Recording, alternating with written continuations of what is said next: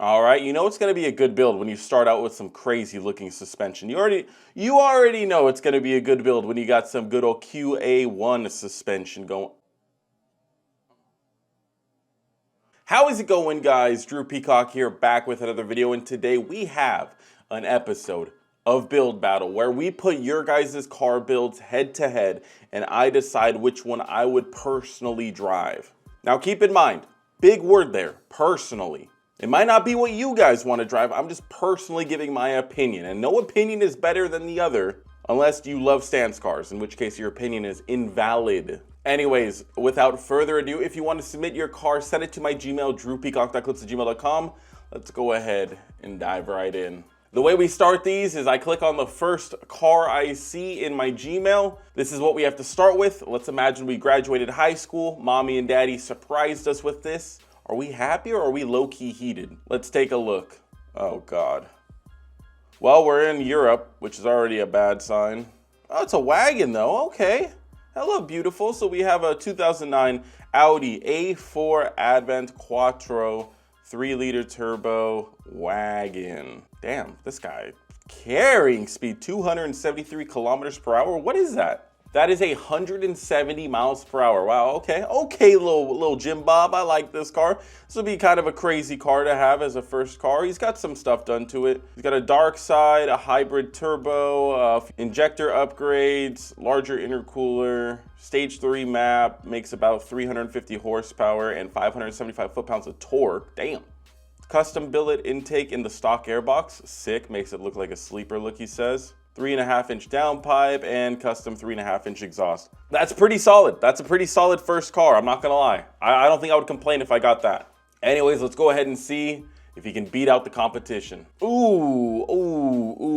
For a second, I thought it was an M4. Homeboy had me fooled for like a tenth of a second. For a second, I thought we just hit the lottery. Every 16-year-old's wet dream, an M4. However, this is just a 428i. It looks like the convertible as well. It's got some nice aftermarket wheels. The body itself, I mean, like, it looks sporty, but it's a 428i. I don't think this thing can do 170 miles per hour. I'm just gonna be dead honest with that. I don't see it happening. It's not a bad car, though. It is definitely not a bad car. It's clean. It's tastefully modified. He didn't throw some stupid wing on it. It doesn't have fake carbon on it. I like it. I like the car, but I'm keeping the wagon. The wagon goes hard. All right, you know it's gonna be a good build when you start out with some crazy looking suspension. You already know it's gonna be a good build when you got some good old QA1 suspension going. Let's dig further, okay? Let's not judge a book by its cover. We got some cool, like old school American muscle wheels, some American racing wheels maybe on them. Okay, so it's a 5.7 LT1 engine. I don't think we're thinking of the same LT1 here because that ain't an LT1. Not the LT1 I'm familiar with. When I hear LT1, I think of 6th gen Camaro, you know, C7 Stingray. That definitely ain't it. Nice little intake on it though, that's respectable. It's a cool car in the sense that you don't see them, which makes it the only reason why it's cool. I don't think this is a car that most people gravitate towards when they think of a sports car or performance car. And the drum brakes in the rear, it's got good suspension, I will say that, but it probably needed it. The suspension was probably shit. Let's read his description really quick for shits and giggles. 5.7 liter LT1, spent 7 years trying to find a good one.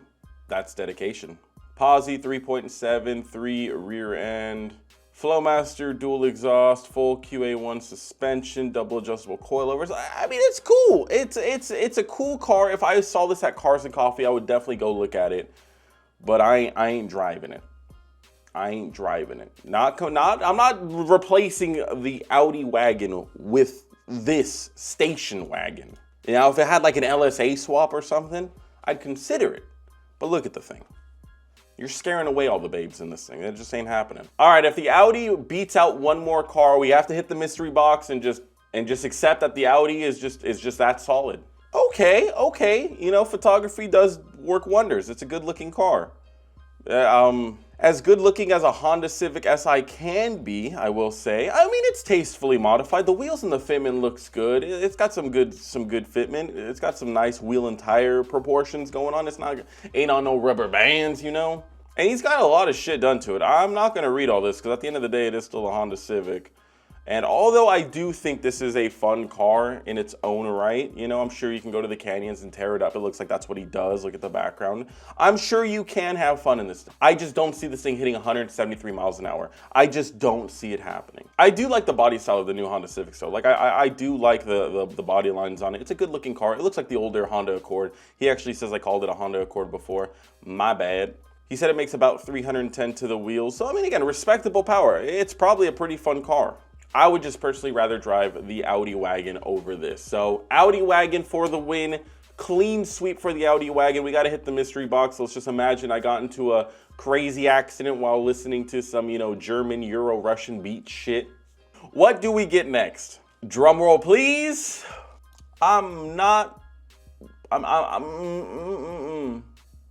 it is an RX-7, and I do like the FC generation, but it's a little bit too American for me. If I want the unreliable RX-7, god damn it, I'm gonna have the unreliable RX-7. I'm not gonna throw an LS in my shit. I'm gonna commit to that unreliability. It's a clean looking car though, don't get me wrong. If I went from an Audi wagon to this, yeah, I'd be pretty happy. I'd be a happy camper. Reading it really quick, it's a 1988 with an LS1 swap turnkey T56 6-speed 4 8-inch rear end. It's got a sloppy stage 2 cam. Makes about 440 horsepower and the car weighs 2,800 pounds. So it's a death trap. Perfect for someone just out of high school. Now let's see what it has to go up against. What do we have here? What is under the knife? What is... This is just not fair.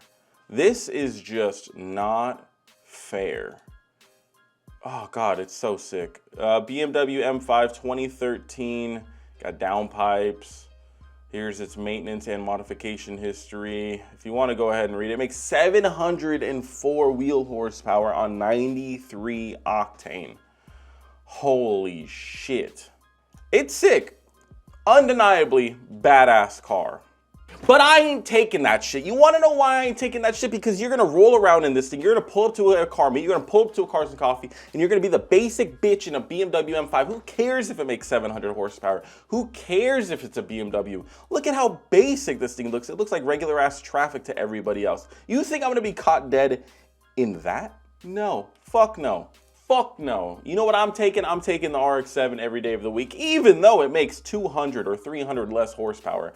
I bet the RX-7 would still hold its own against that because that thing probably weighs like 5,000 pounds. The RX-7 weighs half that. This would definitely be undeniably a better daily driver though, but I'm an idiot, so I would take the RX-7. I think the RX-7 has more cool factor. If I saw these two side by side at a car meet, I'm looking at the RX-7, not even batting an eye at the M5. Not even batting an eye.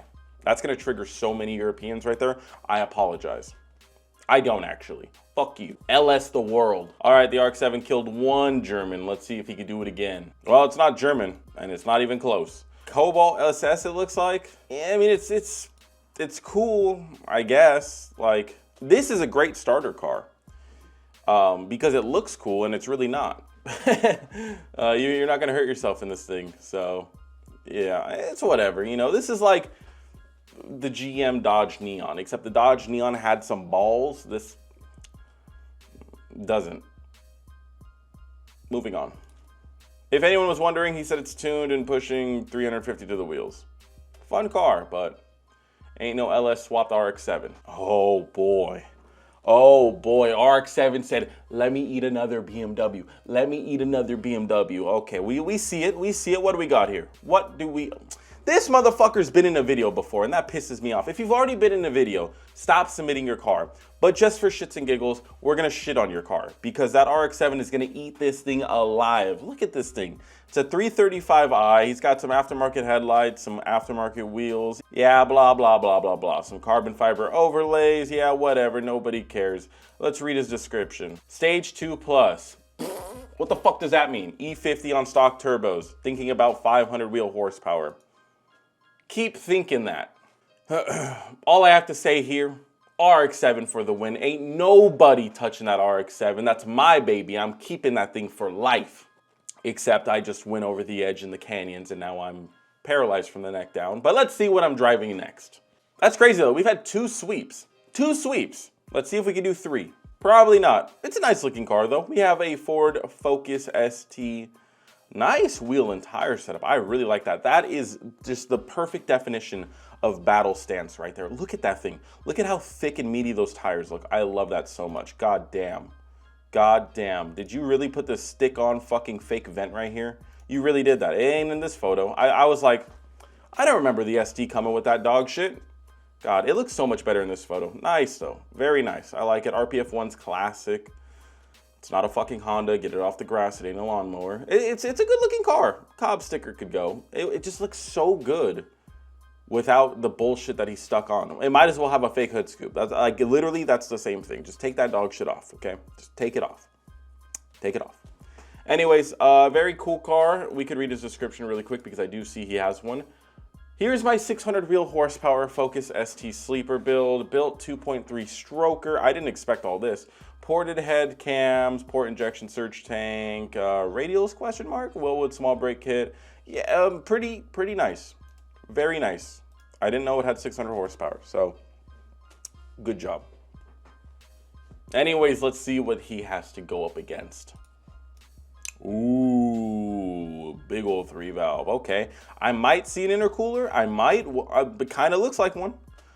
I see a cage too. This might be a fucking even match right here. This is Godzilla and Kong right here. This might be a good one. This might be a real good one. A little less good from the side profile. I'm not seeing a whole lot of meat back here. I'm not. The RTRs are pretty fresh though. I'm not gonna lie. The RTRs look pretty good.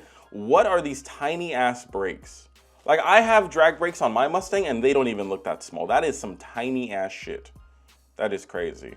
Window louvers, questionable, not my favorite style personally. I like the ones that I had. I didn't put them back on when I wrapped the car. But we got a McLeod, okay. All right, RXT, McLeod clutch. Looks pretty good. Okay, hello beautiful. So we have a Paxton, I believe this is Paxton. Yeah, it is. Paxton centrifugal supercharged 3-valve.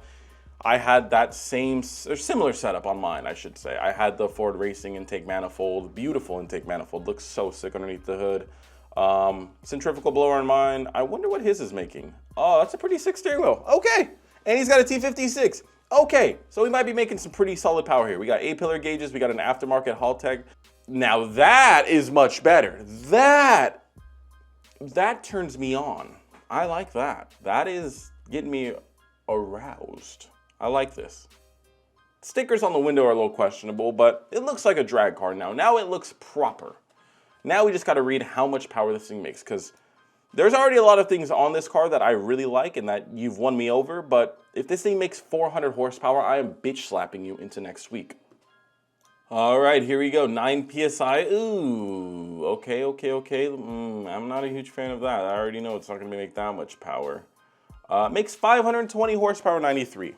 With a conservative tune. Okay, 520 on 93 ain't bad, honestly. That honestly isn't that bad.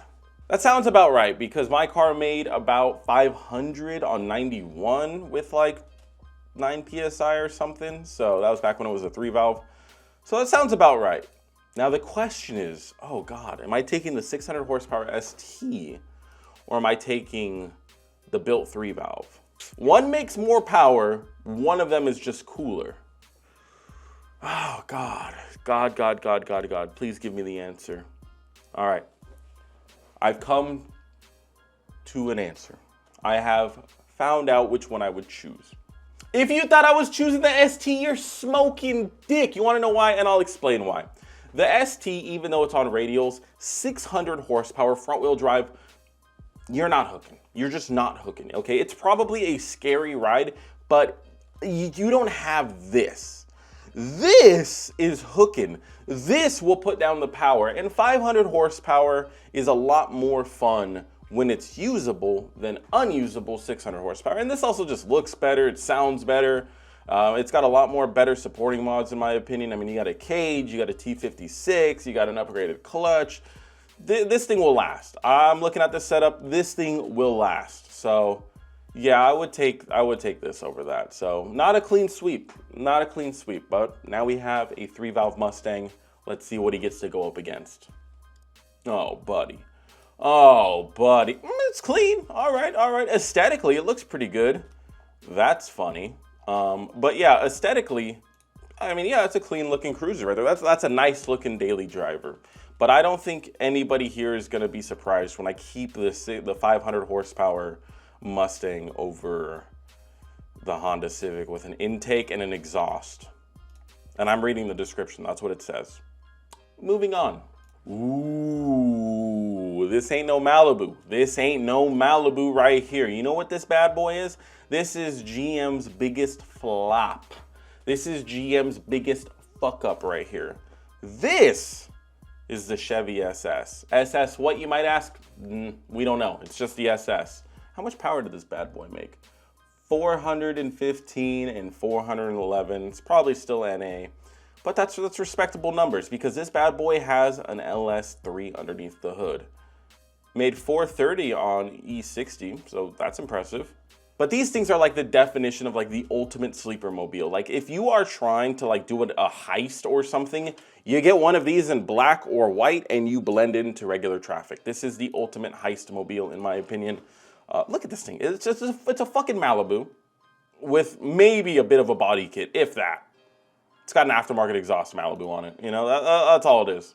I like it. It's a dope car. It's a rare car. They get stolen a lot, sadly. My buddy Eric has a Whipple one. Maybe we got to get a race with that thing and the Vet coming up pretty soon. Maybe we'll have to do that. It's a sick car though, but it only makes 400 horsepower. So although I would daily the fuck out of this car, I'm keeping the Mustang. I am keeping the Mustang. Mustang moves on. If the Mustang wins one more, hey, that would be a sweep. That's pretty cool. Okay, I mean, I see a 3-valve in the background, so that's promising, but what are we looking at here? What are we looking at here? Okay. Building an LS of some sort. What do we got? So we got some drive shafts, okay. What's the car? Why are you tickling? Ooh. Why are you tickling my gooch like that? Wow, that much rust on a new edge is kind of crazy. Kind of crazy. So we got an LS swapped new edge. Oh God, the photos are bad. Oh no. No, you this is the best photo you have of the car. Oh my God. I was rooting for you because you're doing a lot of cool shit. Like you're throwing in a built LS, it looks like. I mean, it's got some sick ass long tubes on it, nice ass Holley intake manifold. I mean, it looks fucking badass. It's got a 6.0 LQ4 LS truck motor, ported heads, 92mm throttle body. God, man, should make around 500 to 550 horsepower, but it's not done. Oh, I can't even take it. I can't even take it. If this thing was done, all prettied up, nice coat of paint, some nice wheels and fitment, I possibly could have taken it, but 3-valve for the win. Just sometimes that's the way the world works. Honestly, really good cars this episode. We had the badass Audi, we had the 3-valve Mustang, and we had the RX-7. I low-key forgot about the RX-7. Out of those three, which one am I taking? Now that's a good question. Honestly, Audi's gone. Not taking the Audi. It comes down to the RX-7 and the built 3-valve. And that's a really good one because on one hand, you have something pretty unique, pretty badass, but it's also an engine swapped car, which usually means like no comfort amenities, you're gonna have problems, and you're kind of just like stuck with it for the most part. And then on the other hand, you have a built motor with a supercharger. You probably still have air conditioning. It's probably still pretty streetable, but I've already had one of those. So like that part in me is like, which one would I choose? It'd be hard pressed to go back to a 3-valve. So I don't know. Honestly, I'll let you guys decide down below which car was the best of the episode, 3-valve or RX-7. Comment your thoughts. If you want to be in one of these videos, send them to my Gmail, drewpeacock.gmail.com. Put in the description build battle and make sure you actually put a nice little build sheet in there for me. Anyways, until next time, deuces.